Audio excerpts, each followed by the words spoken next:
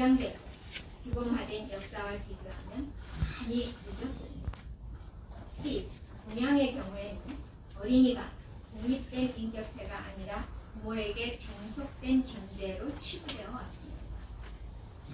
게다가 혈연을 중시하는 우리 문화, 피는 물보다 진하다는 혈연 중심의 사고가 깊이 뿌리를 내린 대한민국에 사는 국내 유병이 매우 on the 이런 Ibyangi 현상은 지금 Instagram. 달라지지 않았습니다. Can you send it like a text? 6.25 The 전쟁을 Ibyangi 겪으면서 Instagram is live streaming right 세계 now. 최빈국으로 추락한 이후로는 경제적 관점에서도 해외 입양을 적극 추진하게 되었습니다. 적극이라는 단어는 빨리빨리 문화와 결합이 되어 입법의 미비와 졸속 행정을 많이 짚어봤습니다. 심지어 우리가 잘 살게 된 1990년대까지 해외 입양은 이어졌고 그 피해는 고스란히 입양된 어린이들의 몫으로 남았습니다. 제가 기자 시절에 취재하며 분노했던 내용들이 크게 개선되거나 달라지지 않고 오늘 이 자리에서도 거의 대동소이한 내용을 발표해야 한다는 사실에 저는 자괴감이 듭니다. 참으로 부끄러운 우리의 민낯입니다. 해외 입양아 14만여 명 가운데 미국, 프랑스, 덴마크, 스웨덴, 노르웨이, 네덜란드, 벨기에, 독일, 호주, 캐나다, 룩셈베르크 등 11개국에서 모두 397분이 우리 위원회에 진실 규명을 요청해 오셨습니다. 워낙 방대한 사건이어서 오늘은 그 가운데 56건만 발표하게 되었음을 양해해 주시기 바랍니다. 나머지 300여 건도 5월 이전까지 순차적으로 발표를 할 예정입니다. 위원장인 저로서는 오늘 이 자리가 단지 지나간 아픔만 들춰내고 끝나는 것이 아니라 14만 명 이상의 우리 해외 입양아들과 이들을 입양해간 입양국들이 같이 머리를 맞대고 입양아들이 겪는 여러 가지 정체성, 혼란 등의 문제를 해결할 수 있는 후속 대책을 마련하고 싶습니다.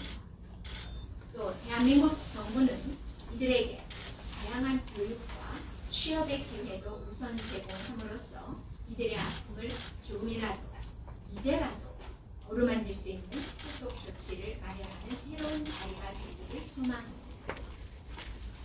다시 한번 이 자리에 함께해 주신 먼 길을 한 달을 내려 주신 신청인 여러분께 깊이 머리 숙여 감사드립니다. 그리고 혼란스러운 전국 속에서도 취재에 나서주신 국내외 언론인 여러분께도 다시 한번 감사드립니다. 그리고 25개월 이상 노심초사하면서 보고서를 작성해 주신 우리 주사분들과 공직원 여러분 수고 많으셨습니다. 우리의 수고와 정성이 하늘에 닿기를 간절히 소망합니다. 감사합니다.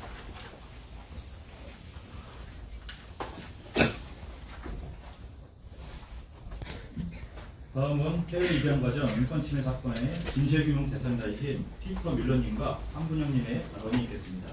피터 밀러님은 덴마크에서 변호사로 활동하고 계시며 덴마크의 한국계 입양 단체인 BKRG의 대표를 맡고 계십니다. 그리고 한분영님은 덴마크로 입양되어 2002년에 한국에 오셨고 현재 서울대학교에서 사회복지 박사과정을 밟고 계십니다. 발표는 피터 밀러님이 덴마크어로 발표해 주시고 한분영님이 한국어로 통역을 해주시는 형식으로 진행하도록 하겠습니다.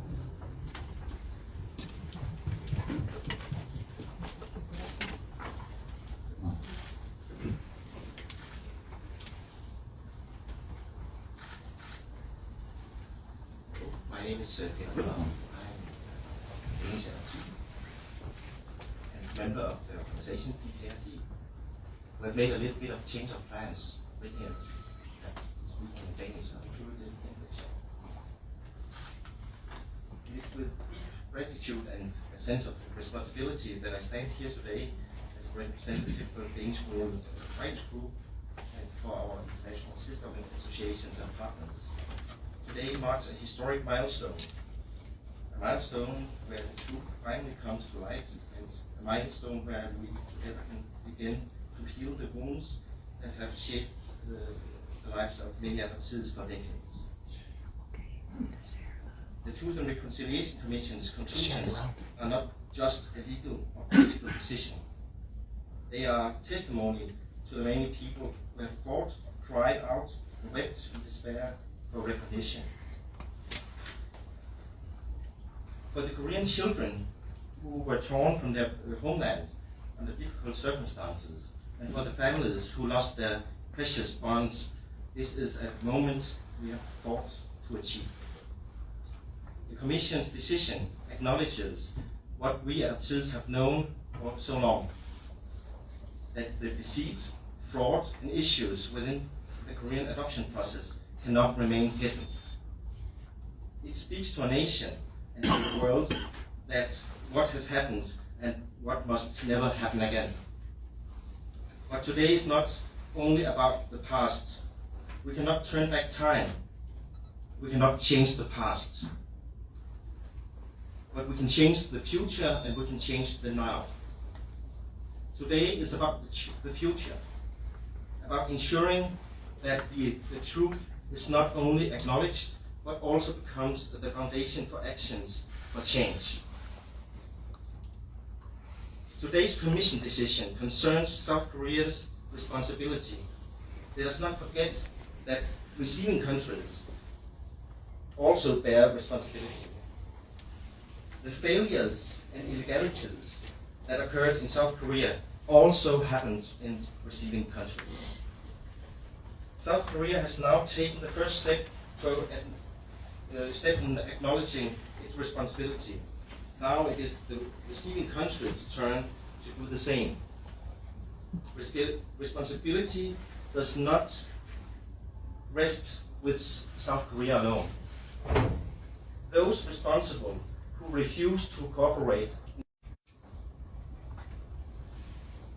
Our next task is to ensure that the Commission's investigation and recommendations are translated into concrete actions and results, so that all affected individuals receive the necessary tools, support, and assistance to find what they are seeking, rebuild their identities, and save lives for adoptees who are seriously ill. Let us remember there is a strength in vulnerability, and there is hope in recognition. This day proves that the fight for human dignity and rights is entirely worth it, and that we can create a future of change. I would like to thank you all, great adoptees across our international network, who dedicated adoptees, organizations, and individuals who have worked tirelessly to shed light on the truth. Finally, I thank to the Truth and Reconciliation Commission. Without you, this day would not have been possible. Let us continue to fight not only for recognition in words, but for recognition in action. Let us stand together to build the bridge between the darkness of the past and the hope of the future. Thank you from me.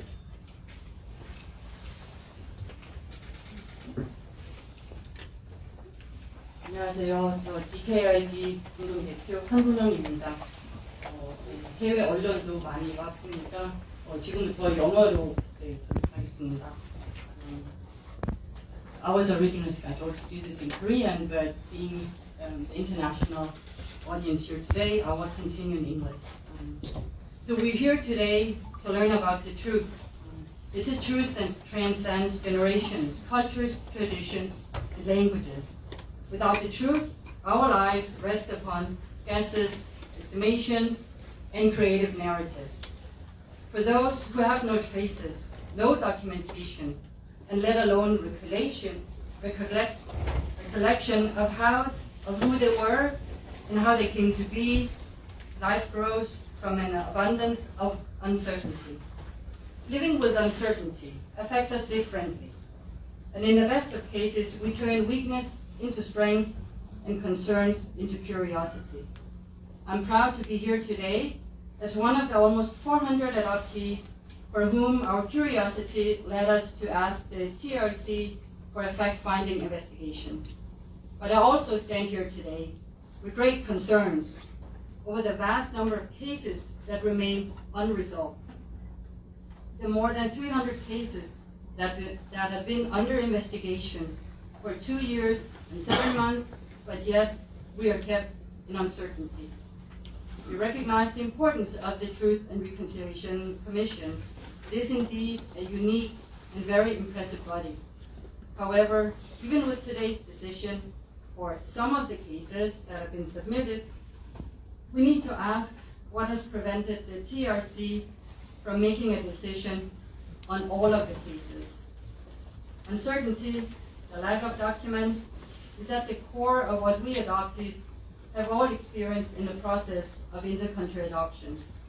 We are victims to state violence, but without a trace, literally. The lack of documents must not make us victims for the second time. We urge the Commission to fully recognize the state's responsibility for all human rights violations taking place during the inter-country adoption process. Destruction and withholding of our documents must not lead us open to eternal uncertainty. We have come so far the past almost 3 years, but partly recognition of some of the adoptees would be a wound to our community beyond the dignity of what we know of the TRC. So in the joy of the decision on the first batch of cases, I eagerly will be awaiting the decision in my own case, together with many, many more TRC participants. So let today be the beginning for not just some adoptees, but for all adoptees of families here in Korea and abroad to begin the journey towards reconciliation. Let us shed light on the past to create an even brighter future. 감사합니다.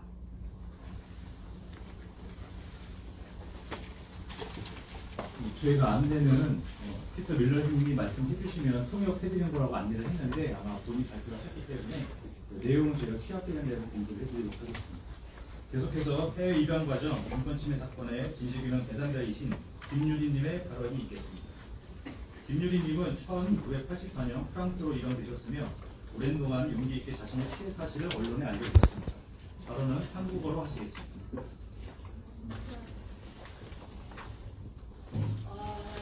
다들 다 공고를 받으셨나요?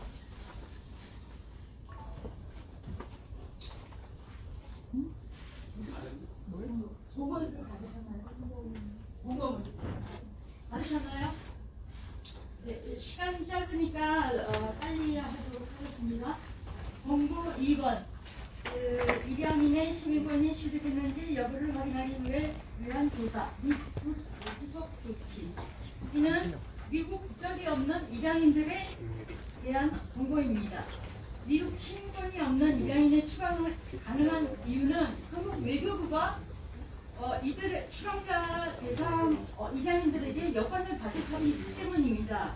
한국 대사관과 영사관은 추방을 위한 여권 발급을 거부해야 합니다. 그리고 한국 외교관들은 미국 시민권이 없는 약 2만 명의 한국 입양인의 운명에 대한 미국 행정부와 진지한 논의를 시작해야 합니다.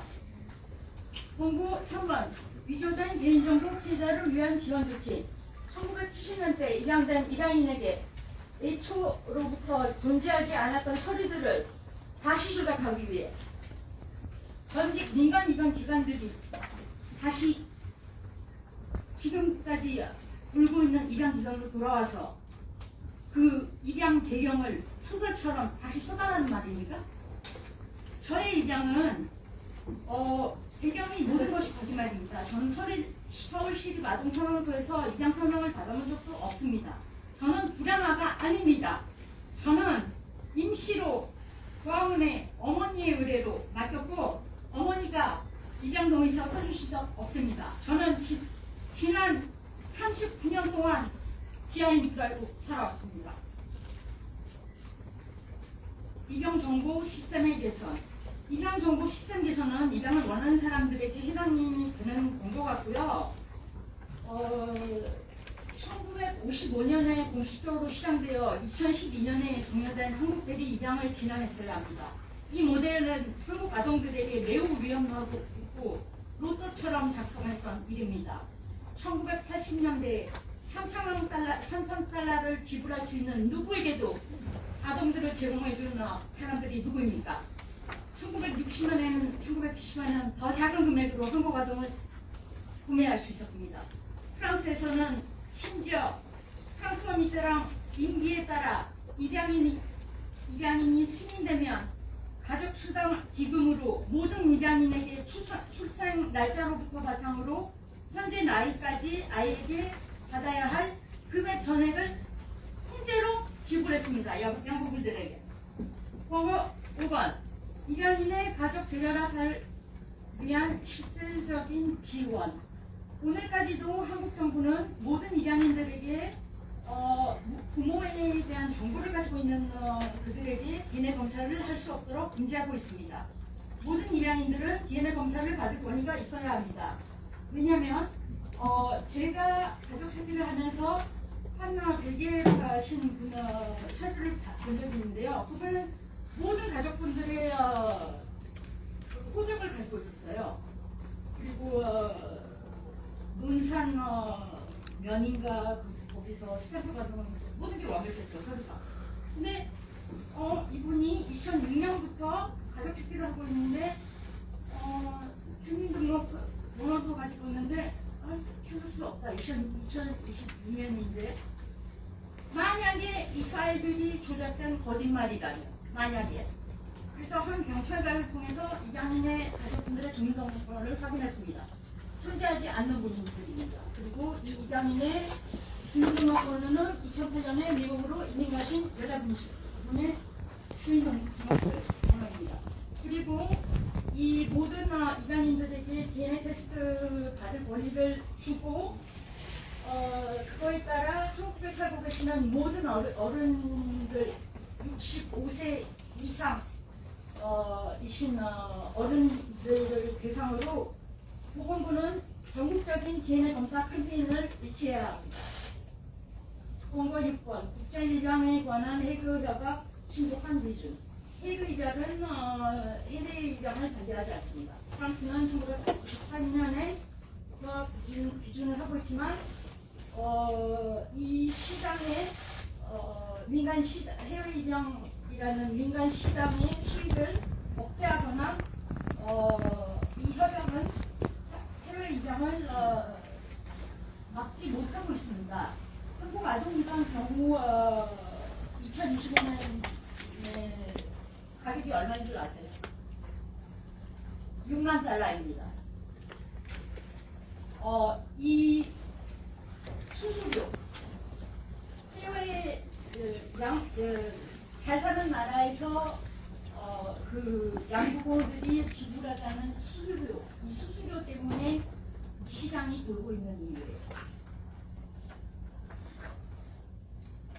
쉽게 말하면 해외 입양은 아직도 돌고 있는 해외 입양 시장을 개선할 수 있는 만병통 치약이 아닙니다.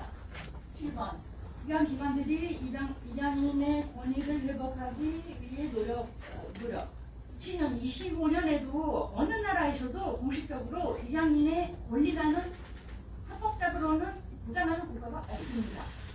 그렇다면 폴토 같은 국가가 만들어준 괴물 같은 일반기관이 입양인의 권리를 청출하는 것으로 기대하십니까? 아니면 존재하지 않는 권리를 개선할 수 있을까요? 2022년 9월 UN 공동선언의 중요한 점을 권고한 추가해 주십시오. 국가입양은 반대의 인도적 범죄입니다. 국가입양은 피해자들은 무료 입양 트라우마 치료를 제공하고 피해자들은 국가의 폭력 피해자들로 인정을 해주셔야 하시고 피해자들은 소송 분쟁 없이 한국 정부와 입양기관으로부터 보상을 받아야 합니다. UN 강제 실종위원회 CED 모든 사람을 강제 실종으로부터 보호받기 위한 협약 한국은 2023년 1월 4일부터 이 협약을 기준하고 있으니 해외 입양으로부터 강제 실종을 당한 미아 아동들, 저 같은 경우 보호시설에 임시에 맡겼다가 부모들 몰래 해외로 살려간 사람들을 위해 강제 실제 당한 입양인들에게 강제 실종 피해자들로 인정해 주시길 부탁드립니다.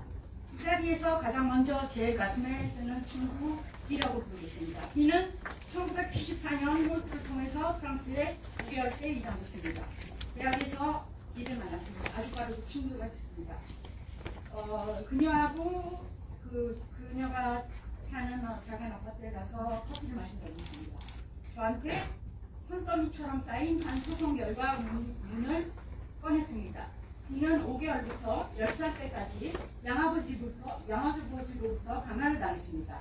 16살 때 B는 양부를 고발하고 양부는 모든 강간을 인정했습니다. 생후 5개월 된 아기였을 때부터 40대 남성이 B한테 국강성교를 강요했다는 팩트를 읽고 같이 울면서 피를 흘렸습니다. 존경하는 진화의 사관님들, 건강한 진화의 의원님들 부탁드립니다. 공개를 내요. 한국 대리입양에 대한 위험성에 대해 다시 한번 생각해 보시고 간절히 부탁드립니다. 마지막으로 70년대와 80년대 프랑스 시골로 입양되어 완전히 독일 뜻으로 자살한 한국 오빠들을, 청소년들, 인문문화 가축 유일한 전망을 가진 한국의 10년 청년들에게 이 순간을 바치고 싶습니다. 입양되어 농장에서 소들이나 돼지를 가축하면서 머슴살이 하다가 프랑스 국가에서 로깡딸 아비옹에서 적어도 해마다 한 번, 두 번 한국 청산이 자살하는 소식을 들을 때마다 많이 울었습니다. 모국에서 많이 떨어져 태국에서 홀로 14살, 15살 목을 내야 그 꽃다운 나이에 생을 혼자 맞아냈다는 일이 잊어버릴 수가 없는 비밀입니다. 그들은 아마도 적응할 수 없으므로 더 이상 태국에서 살아남을 힘이 없었고 미래가 보이지 않는 삶을 버티다가 이 맹정한 태국에서 이 맹정한 한국 사람들이 그들을 바라보는 시선, 대한 편견을 이겨낼 수 없어서 하나밖에도 생각수로 신앙하게 선택한 자살로 마감한 것으로 생각합니다. 저는 항상 프랑스 킹감시골에서 너무나 일찍 자살한 한국 오빠들에 대한 은혜와 책임감을 느끼면서 살아왔습니다. 왜냐하면 저는 모든 어려움에도 불구하고 프랑스에서 살아남기 남아있기 때문입니다. 존경하는 진앙 주사관님들, 존경하는 진앙의 의원님들, 지금까지 공고 상황이 너그럽게 공평하게 다시 검토해 주시길 바랍니다. 11살 나이에 실종되어 소아상해당의 송해자한테 입양이 되어 그 사람 입장에서는 공고들이 너무나 실망스럽습니다. 제 입양은 범죄입니다. 저는 한국 정부와 민간입양기관이 회의록에 한국 해외 입양 사업이라고 부르는 것을 비난하고 이거부터 아마도 유튜브에서 가장 많이 모욕을 받은 입양일 겁니다. 한국 국가와 민간 입양 기관들이 날아다니고 한국 불법 피해자들은 기어다니고 언제까지 우리들은 기어다녀야 합니까? 이 수치스러운 상황을 끝내주시길 바랍니다. 한국에서 멀리 떨어진 타국에서 목숨을 끊으신 또는 입양인의 끊으신 모든 입양인들의 이름으로 해외 입양으로 트라우마를 여전히 고통받고 있는 모든 입양인들의 이름으로 여러분들의 공고를 다시 검토하시고 이 해외 입양 사업이 만든 피해자들이 평생 안고 가야 하는 트라우마를 다시 평가해 주시고 강화된 공고들을 다시 만들어 주시기 기원합니다. 가장 문칙적인 것들은 눈으로 보이지 않습니다. 마음으로만 분명히 볼 수 있습니다. 부탁드립니다.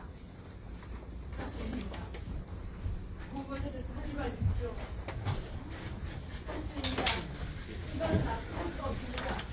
제발 우리들은 국가의 피해자들입니다. 부끄러워도 부끄러운 역사 알아주십시오.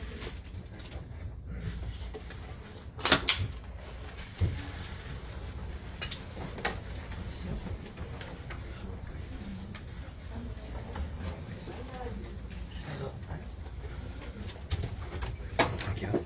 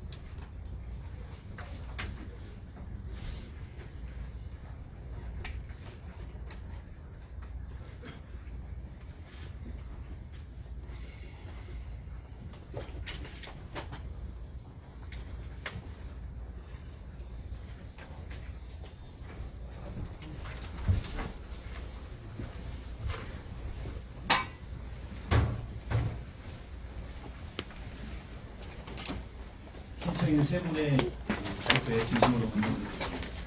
다음은 정명훈 조사 7건님의 조사 결과 발표가 있겠습니다. It's really nice of you.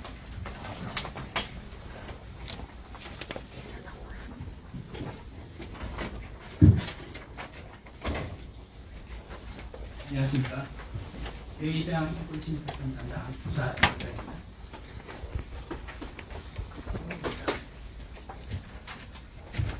먼저 본 사건의 조사 결과 발표가 많이 늦어진 점에 대해서 여자와 국민 여러분께 송구하다는 말씀드립니다. 그럼 대의당 가정 인권침해 사건의 조사 결과를 발표한 후 주요 내용을 설명드리도록 하겠습니다. 대의당 인권침해 사건의 신청이 나온 총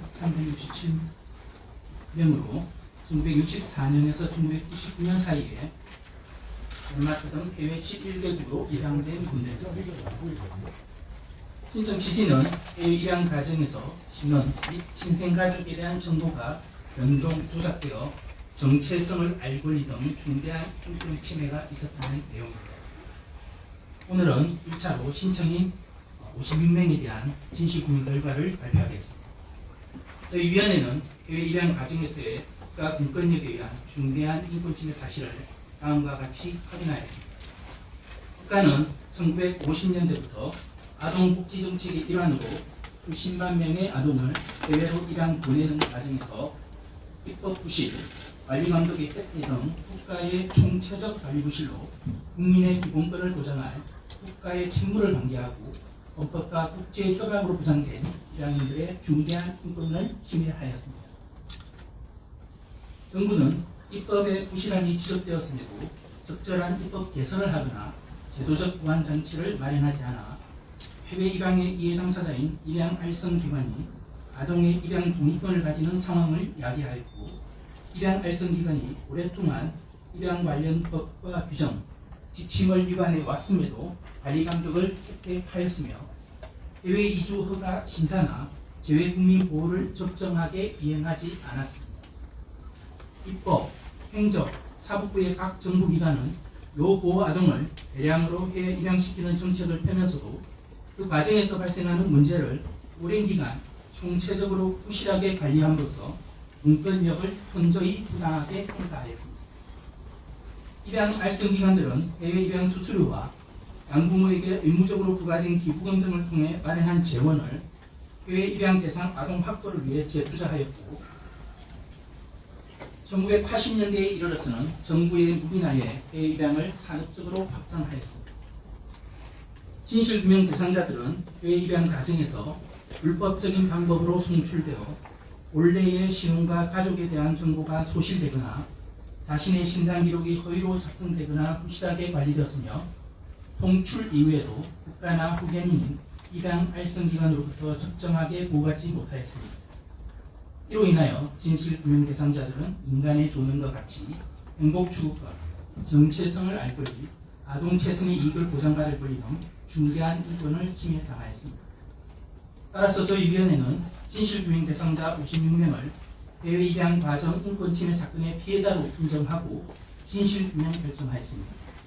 또한 과거사정립법 제34조에 따라 국가가 이행해야 할 조치로 피해자에 대한 공식 사과, 입양인의 인권을 보장하기 위한 회의국 국제아동 입양 협약에 소속한 기준, 입양인의 시민권 취득 여부 실태 조사 및 신원정보 조작, 시민권 미취득 등의 피해자 구제를 위한 별도 조사기구 수립, 입양 관련 공적 기록 접근 및 정정 절차 보장 등을 공고하였고, 입양 알선기관에 대해서도 피해 입양인에 대한 사과와 이들의 피해 회복을 위한 적극적인 노력을 공고하였습니다.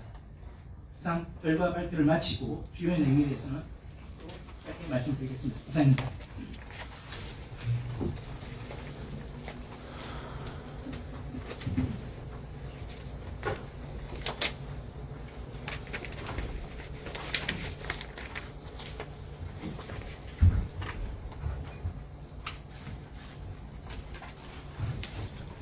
Is the head of investigation? Is the head of investigation? 조사 주요 내용에 대해서 그리고 10분 내외로 짧게 말씀 설명드리도록 하겠습니다. 먼저 신청 취지와 관련해서 해외 입양은 1955년 미국 홀트 양자에서 8명의 한국인 분열을 입양하면서 시작되었습니다. 신청인들은 1964년부터 1999년 사이에 입양된 분들입니다. 신청 취지는 조금 전에 말씀드렸듯이 해외 입양 과정에서 본인의 친생 가족들의 신원이 연동 조작되어 정체성을 알고 있는 중대한 인권을 침해당했다는 내용입니다. 저희 조사는 국내 4대 입양 활성 기관 국가기록원 등에서 관련 자료를 수집하였고 해외 입양 관련 담당 공무원, 입양 활성 기관 및 복지시설 직원, 신청인 친생가족 등에 대해서 진술조사를 실시하였고 2023년에는 덴마크 현지 출장 조사도 하였습니다. 입양인들의 국적별 분포입니다. 1955년부터 1999년까지 한국에서 해외로 입양된 아동 수는 총 14만 1,778명이고 이 중 65.6%가 미국으로 입양되었습니다. 그러면 우리 위원회에 조사 신청한 입양인 총 367명 중 61.9%에 달하는 227명이 덴마크 입양입니다. 따라서 이번 조사는 신청인을 대상으로 이루어졌기 때문에 덴마크 등 북부 유럽 사례가 중심이 될 수밖에 없었습니다. 조사 결과 요약입니다. 정부는 아동복지보다는 예산과 경제적 관점에서 해외 입양의 모든 절차를 민간 입양 활성기관에 일임하였을 뿐만 아니라 해외 입양의 이해당사자인 입양 활성기관장에게 후견권, 입양 동의권 등을 권한을 부여하였고 이로 인해 해외 입양 과정에서 아동의 본래 신원과 가족에 대한 정보가 왜곡, 불이 작성되었고 해외 송출 이후에도 적절한 보호 조치가 이루어지지 않았습니다.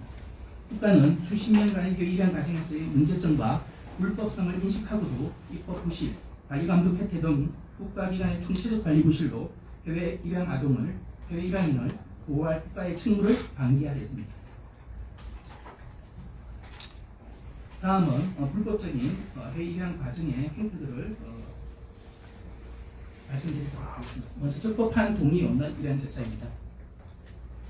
입양 절차가 시작되기 위해서는 친생부모 또는 후견인의 동의가 필요하므로 입양을 의뢰하는 사람이 친생부모가 맞는지 또는 적법한 후견인이 해당하는지를 확인해야 합니다. 그러나 실제로는 이를 입증할 서류도 없이 오직 내가 친모다 또는 내가 후견인이다 라는 일반적인 주장이 담긴 입양 승낙서만으로 입양 절차가 시작되었습니다. 왼쪽 그림은 친모의 입양 승낙서인데 홀트 아동복지에는 이 사람의 신원이나 친자관계를 증빙하는 서류는 받지 않고 단 한 번의 면담으로 아동을 인수했습니다. 그리고 오른쪽 그림은 아동과 아무런 혈연관계가 없는 어린이집 원상이라는 사람이 스스로 후견인이라 주장하며 한국사회공사회에 입양을 의뢰했다는 것을 보여주는 자료입니다.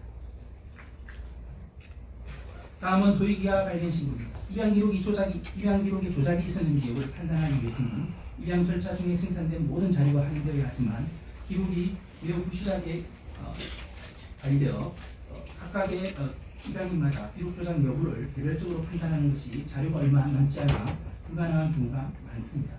그럼에도 기록 조작의 일반적인 경향은 확인할 수 있었는데 이 그림을 보시면 무호적 상태의 아동의 입양을 위해서는 우선 고아호적을 만들어야 하는데 이에 근거가 되는 기하 발견 신고 서류가 매번 똑같은 내용으로 인쇄되어 있었습니다. 여기 그림에는 발견 장소가 서울시 도봉구 쌍문동으로 되어 있는데 이는 입양 발생기관인 한국사회공사의 사무실 주소입니다. 해당 아동이 실제로 부산에서 발견되건 광주에서 발견되건 이 서류에는 무조건 서울시 도봉구 쌍문동에서 발견된 것으로 기록되는 것입니다. 다음은 허위로 작성된 영문 입양 기록입니다. 외국의 양부모에게 보내는 서류에도 반복적으로 허위의 정보를 써놓은 사례가 확인되고 있습니다. 왼쪽 한글 서류를 보시면 입양을 의뢰한 친부의 인적사항과 아동의 출생지 서울 등이 정확하게 기재되어 있습니다. 그런데 오른쪽 영문 서류에는 부산에 위치한 남광 아동복지원장에 의뢰되었고 부모의 정보는 알 수 없다라고 적혀 있습니다. 이러한 상투적 문장이 여러 케이스에서 빈번하게 확인되고 있습니다. 다음은 도식행위인 부양 의무자 확인 공고입니다. 사고로 인해서 미아가 된 아동이 고아로 둔갑되어 해외 입양되는 것을 막기 위해서 부양 의무자 확인 공고는 공고를 통해 친가족을 찾는 절차가 필요합니다. 이 절차가 실효성이 있기 위해서는 아동 발견 즉시 그리고 아동이 발견된 지역을 대상으로 이 공고가 이루어져야 합니다. 그런데 실제로는 아동 발견 시점으로부터 한참 지나서 또는 아동 발견 장소와는 무관한 지역에서 공고가 이루어졌습니다. 화면상 표를 보시면 부산 행정복지에 수용돼 있다가 입양 의뢰된 아동 21명의 사례인데 귀양 의무자 확인 공고는 부산의 다른 구청 또는 입양 알선기관 소재지인 서울 강남구나 마포구 등에서 이루어졌습니다. 공고 내용 역시 매우 부실하게 이루어졌습니다. 화면 왼쪽 사진 보시면 아동이 최초 발견되었을 당시 상황을 기록한 보고글이 있습니다. 발견 장소, 당시 입고 있던 옷 등에 대해 상세히 기록되어 있습니다. 그런데 정작 귀양 의무자 확인 공고문에는 이런 내용이 전부 생략되어 있고 현재 아동을 보호하고 있는 시설명만 적혀 있을 뿐입니다. 다음은 아동 신원 바꿔치기입니다. 빠른 입양 수속을 위해서 아동의 신원 정보를 바꿔치기는 사례입니다. 입양 수속 진행 중에 아동이 갑자기 사망하거나 혹은 연고자가 아이를 되찾아가는 경우가 있는데 그러면 아동을 받기로 한 양부모에게 추가 대기 기간이 발생하게 됩니다. 입양 알선기관 입장에서는 입양 수수료를 지불하는 양부모가 가장 중요한 수입원이 되기 때문에 이들의 불만이 생기지 않도록 관리할 필요가 있습니다. 그래서 입양 알선기관은 어떤 아동이 입양 수속 진행 중에 사망하거나 또는 연고자 인수로 입양이 중단되었다면 새로 인수된 아동의 입양 수속을 처음부터 다시 시작하는 것이 아니라 기존 아동의 신원으로 바꿔서 예정된 일정대로 양부모에게 아동을 인도했던 것입니다. 화면 자료를 보시면 권모 아동은 1977년 3월 14일에 입양 알선기관에 접수됐습니다. 그런데 이미 사망한 권모 아동을 대체하여 보내주기로 하면서 다음 날인 3월 15일에 덴마크로 출국하였습니다. 다음은 양부모 자격 부실 심사입니다. 입양이 아동 복리를 위해 이루어진 것이라면 적정한 자격을 갖춘 양부모에게만 아동을 맡게 합니다. 입양 관련 법에는 양부모의 경제적 능력은 물론이고 아동 학대 가능성이 없어야 한다는 자격이 명시되어 있습니다. 그러나 실질적으로 이러한 자격 심사가 제대로 이루어질 조건은 전혀 갖춰지지 않았습니다. 양부모 자격 심사는 입양 수속의 가장 마지막 단계인 보건사에 비해 해외 이주 허가 단계에서 이루어지는데 해외 이주 허가 심사의 82.9%인 6,599건을 신청 당일에 처리하였고 신청 다음날 처리건도 16.1%인 1,279건에 달했습니다. 심사 건수의 99%가 신청 당일 또는 하루 만에 처리된 것입니다. 1970년대 말에 실제로 이 업무를 담당했던 공무원 역시 현실적으로 1년에 수천 건에 달하는 심사를 면밀히 검토하는 것은 불가능하다고 진술한 바 있습니다.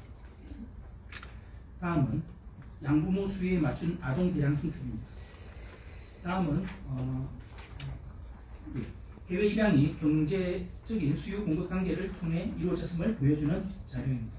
2023년 덴마크 사회주택부산 항소위원회는 한국과 덴마크 간의 입양 중개에 대한 조사 보고서를 발표하면서 방대한 분량의 양국 입양 알선기관 간 서신 및 회의 자료를 공개했습니다. 화면 자료는 덴마크 어답션 센터와 한국사회봉사회 간의 논의 기록입니다. 1971년에는 매달 15명의 아동을 보내주겠다. 그리고 이 숫자는 양부모 대기자 수의 기초에 재조정될 것이다 라고 했는데 1년 만에 아동의 연령 제한만 풀어주면 매달 25명까지 보내줄 수 있다고 답장을 합니다. 양부모들이 원하는 숫자만큼 입양 아동 수도 동물처럼 늘어났던 것입니다. 이처럼 아동에게 최선의 복리를 제공하는 것이 아니라 양부모의 수요에 맞춰 아동을 공급한다는 목적하에 입양이 이루어졌었습니다. 다음은 친척처럼 해외로 보내지는 아이들. 아동의 대량 송출 반응을 가장 상징적으로 보여주는 사진입니다. 1984년 덴마크로 떠나는 비행기에 탑승한 아동들의 모습입니다. 많은 아이들이 간이 침대도 없이 비행기 좌석 벨트에 묶여 장시간 비행을 견뎌야 했습니다. 똑바로 눕기에도 좁아서 다들 대각선으로 눕혀 있습니다. 어떻게든 한 비행기에 많은 아동들을 밀어넣어서 빠르게 후계로 송출했던 것입니다. 다음은 입양 대상 아동 확보를 위한 강제적인 부분입니다.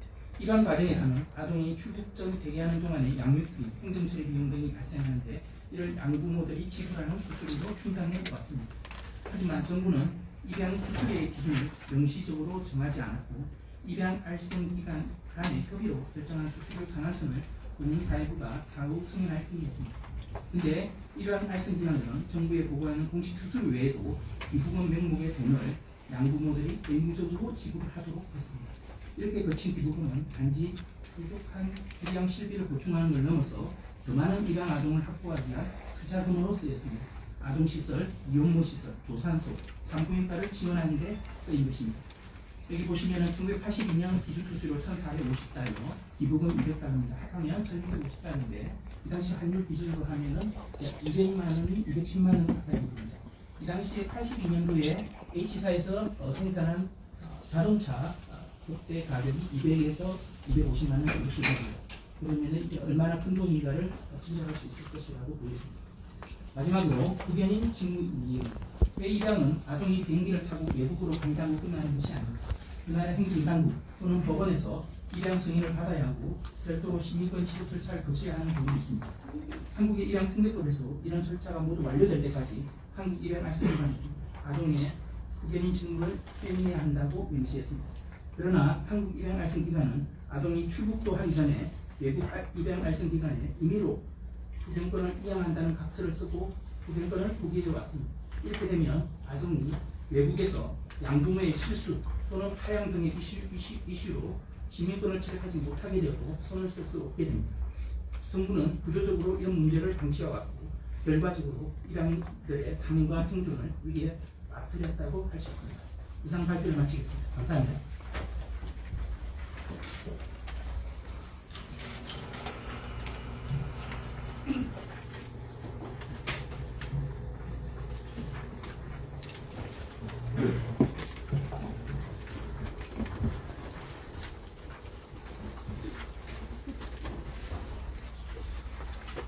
다음은 질문과 답변의 순서입니다. 질문이 있으신 기자분께서는 가볍게 손을 들어주시고 질문 시 소속과 성함을 말씀해 주시면 감사하겠습니다. 답변은 이상훈 상임위원께 하시겠습니다. 네, 소개받은 이상훈 상임위원입니다. Question and answer. Question and answer.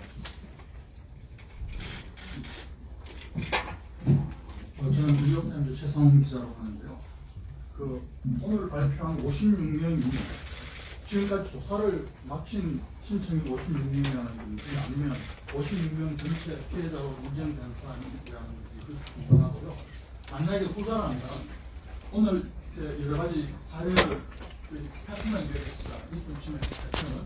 그럼 56명이 예를 들어 허위 비하 아동 아동 바꿔치기 되는 경우는 몇 명인지 예를 들어서 그런 식으로 좀 숫자가 그게 가능한지, 그리고 앞으로 56명에 대한 게 어떻게 되는지 각자에게 보고서를 보내줍니까? 차례로 말씀을 드리겠습니다.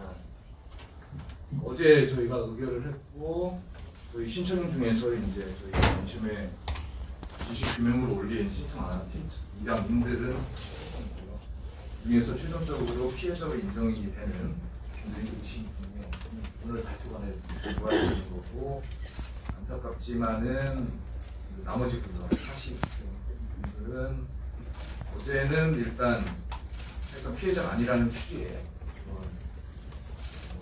보류 결정으로 저희가 났던 거고요. 개인적으로는 어제 결정이 굉장히 위원회 차원에서 일관할 수 없고 결정하고 개인적으로는 동의할 수 없는 결정을 하셨습니다. 그런 말씀드리고요. 보시면 지금 보시면은 이게 개별적인 피해 사례가 이제 기자님들은 좀 주목을 하시는데 막상 조사를 담당했던 저나 이제 국장님이나 과장님들, 조사관님들의 입장은 거의 총체적인 부실이라는 걸 추상적인 단어로 설명할 수 없는 그런 구체적인 문제를 좀 바라봐야 되는 것 같아요. 왜냐하면은 말씀드렸듯이 해외 입양 절차의 주도권을 국가는 국가가 해외 입양기관에다 좀 받겠습니다. 그쪽에서 알아서 하도록 하셨고요. 그러면서도 금전 조직은 안 받았습니다.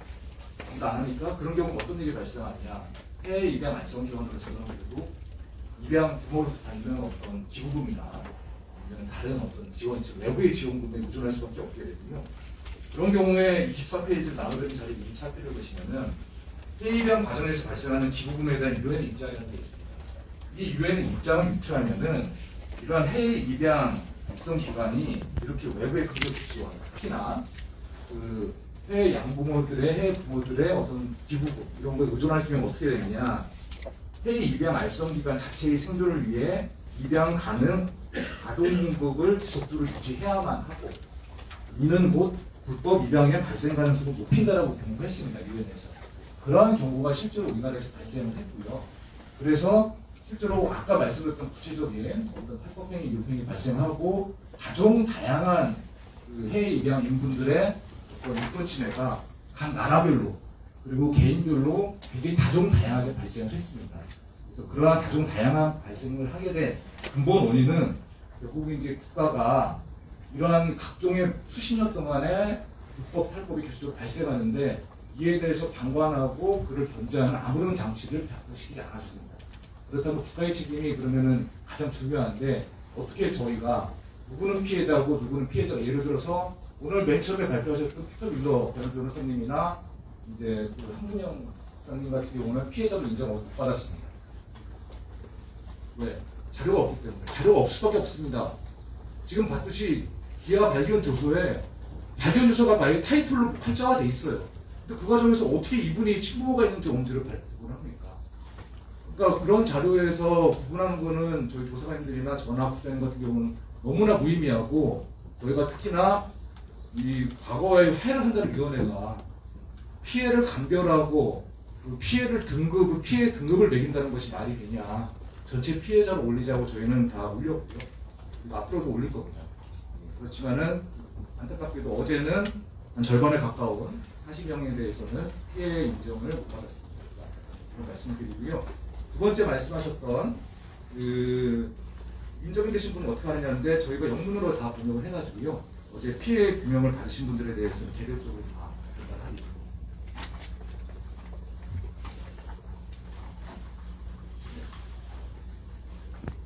네, 저 AP통신의 김동형인데요.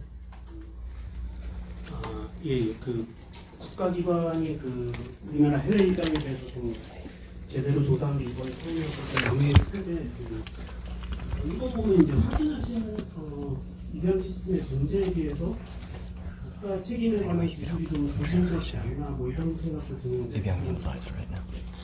보도 자료 페이지 7에 보면은 이제 그 정부의 예산이 필요하지 않는 해외 입양을 적극 사용했다. 이게 좀 굉장히 중요한 지적이긴 하지만 이제 국가가 요구 아동을 위해서 좀 제대로 된 복지 시스템을 구축하는 대신 이제 복지 비용 절감을 목적으로 그 수많은 아동들을 해외로 보내는 시스템을 만들었다. 이걸 좀 속성으로 표현하는 게 아닌가 싶은 인상이 들고요. 그 다음에 이제 뭐 서류 조작 문제라든지 신분 조작이라든지 바꿔치기라든지 그 입양 과정에서 발생하는 좀 디테일한 문제들을 넘어가면 이제 국가 책임이 어떤 직접적인 책임이라기보다 이제 관리 감독이 부실했다. 문제를 관계에 좀 약간 이렇게 희석시킨 느낌이 드는데 이제 보고서에서도 이제 지적하시다시피 입양기관들이 이런 식으로 입양을 보낼 수 있는 이제 제도와 법을 짠 것도 국가고 이제 또 이제 국가가 아동들이 랜덤하게 입양 간 게 아니라 이제 뭐 비혼모 아동이든 시설 아동이든 이제 국가가 입양 대상 아동들을 이게 통제하고 어떤 의미에서 좀 타겟팅했다고 할 수 있고 이제 70년대 펄서대 같은 거 보면 이제 그 입양 송출의 규모도 이제 국가가 통제할 수 있는 위치에 있었는데 그럼 이런 불법적인 입양 형태 부분들에 대해서 좀 더 직접적인 국가 책임이 명시되는 것도 가능했을 것 같은데 그 말씀을 부탁드리고요. 정확하게 국가 책임을 The state's responsibility is not even more clearly talked about. 안타까운 부분이라는 거 먼저 말씀드리고요. So let me first state that it's also a disappointment to us as well. A very frustrating part of the investigation is that the entire system, we can only look at the state, but it's also about the adoption agencies, and you have to draw a complete picture that includes the agencies. And yes, like you mentioned, the United States has the most adoptees, but unfortunately we did not have that many adoptees from the US, and there are so many adoptees all over the world, and because they're so widespread, and the right violations are so diverse, it's very difficult for us with the limited capacity to fully investigate and create a big picture that includes everyone and everything. So this should be seen as a first start and shouldn't be seen as a finished piece. 다만 제한적인 시간과 제한적인 인력. And yes, we recognize that due to a limited time and limited resources, it might feel as incomplete, but please see this as a bridge to further investigations and bigger evidence and reports. 제가 하겠습니다. 네, 저는 스타파의 이명주입니다. 4대 입양 기관의 입양 기록을 검토하셨다고 말씀하셨는데요. 어떤 방식으로 어떤 자료들을 So 검토하신 you mentioned that you've used adoption records from before big adoption agencies. So what kind of evidence did you look through? How did you get that information? 진실 규명이 됐든지 아니면 보류가 됐든지 이분들이 모두 보고 싶어 하실 것 같은데요. Because all the adoptees are probably really interested in seeing their own files that the adoption agencies have. So. 그래서 첫 번째는 저희가 이제 발표하시는 거 보시면은 들었던 얘기도 있을 거예요. 언론들 통해서. 그렇지만 새로운 얘기도 있을 텐데 그럼에도 불구하고 저희 조사 결과의 의미는 부분적으로 이제 각 언론기관에 나왔던 그 사례들을 그 기관이 공식적으로 확인했다는 거 하나랑 그리고 아까 호의 So some of the files we've been able to verify that the files that we got from the adoptees got confirmation from the adoption agencies that they also have those files. 적어도 신청한 367분에 대해서는 입양에서 관련된 자료를 다 확보를 해서 그분들이 비록 적은 샘플이지만은 샘플을 통해 가지고 And for the 300 something adoptees, we were able to get their personal 그렇기 files 때문에 저희가 and 적어도 look through them. 제한된 367건이긴 하지만은 See the 그분들의 information 샘플을 from 충분히 there 확보하는 것이 중요하다고 생각을 해서 as part of the 입양 investigation. 기관을 개별적으로 다 방문을 했고요. And we visited all the 4 adoption 정말 이 agencies. 과정에서 제일 좀 피해를 보신 분들이야 당연히 입양 있는 분들이지만은 입양 알선 기관도 당시에 금전적 지원이 없는 상황에서 여러 가지 사정을 고려할 수밖에 없는 그런 측면도 다 이해한다. And we talked to them and we convinced them by saying to them that we understand their financial position back then and what position they were in. So we got their cooperation on 입양 that 알선 기관으로서는 part. 아주 물리적 마찰까지는 없지만은 And we didn't have, 협조를 받아가지고 적어도 신청인들에 대한 자료는 확보를 했습니다. and I'm not going to say it was a very easy process, but we did get their cooperation in the end, 그리고 which 그런 was a hard 과정에서 process for 쓰는 the 자료를 investigators as well. 아마도 입양인들 신청인분들 가장 원합니다. 왜냐하면 And 피해가 there's all the 뿌리를 치는 information 가능성이라고 하면 that is what all the adoptees want, and we understand that because it's related to the roots of their belonging. 저희 조사 자료를 개별적으로 지금 현재 신청인분들에게 전달을 하기에는 저희가 역할은 아닌 것 같습니다. However, it is not our position to release that information, unfortunately. 현재로서는 바로 계획할 계획은 없습니다. So we do not have plans to provide the individual 직접적인 files. 제공이라는 정보공개 청구를 통해 가지고 제공받기를 원하시는 거 알고 있는데 그거는 조금 내부적으로 좀 더 검토가 필요하다고 보여집니다. Right now, I can also 대부분의 not 경우에서는 say anything about whether a FOIA request would allow adoptees to access their files through the TRC records. 네, 조선일보 장윤입니다. 국가조사기관이 해외 입양 과정에서 발생한 인권 침해를 공식적으로 인정했다는 점에서 이번 결정에 의의가 있다고 생각합니다.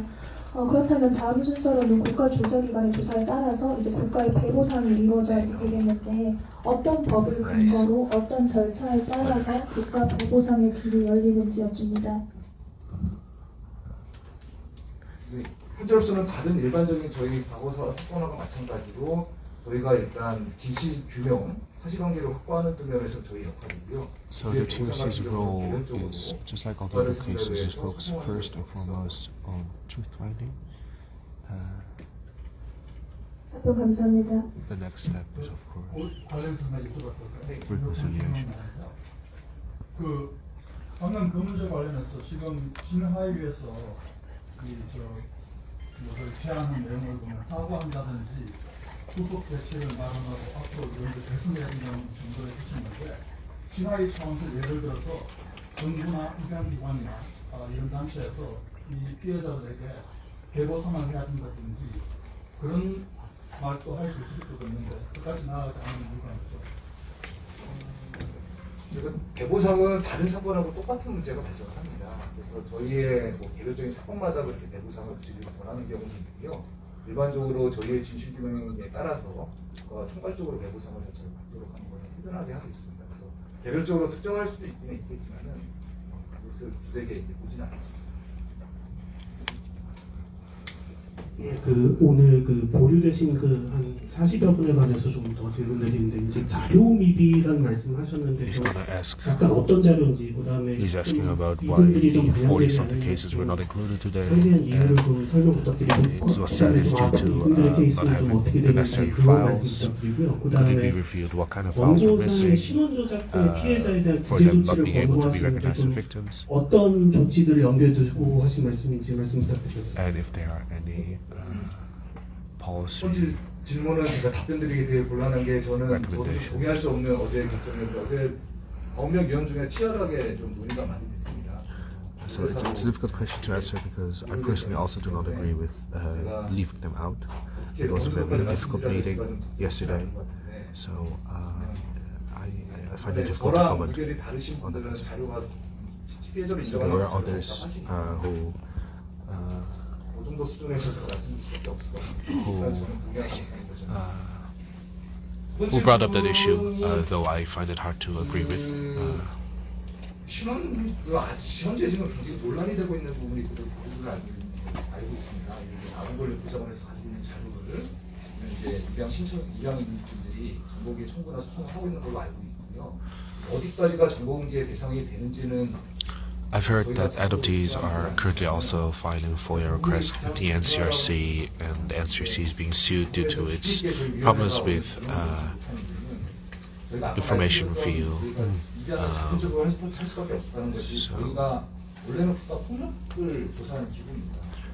But the TRC originally is an organization that investigates state violence, and that's why this case that focuses also on the adoption agencies and organizations, we see that it's. We said that adoption is an issue that goes beyond only state violence, so there are a lot of problems with information reveal that are different from other investigations that we normally do, which is why it's difficult for us as well to figure out what we are allowed to reveal, what we are not allowed to reveal, as normally we do not have that issue. And I agree with your points.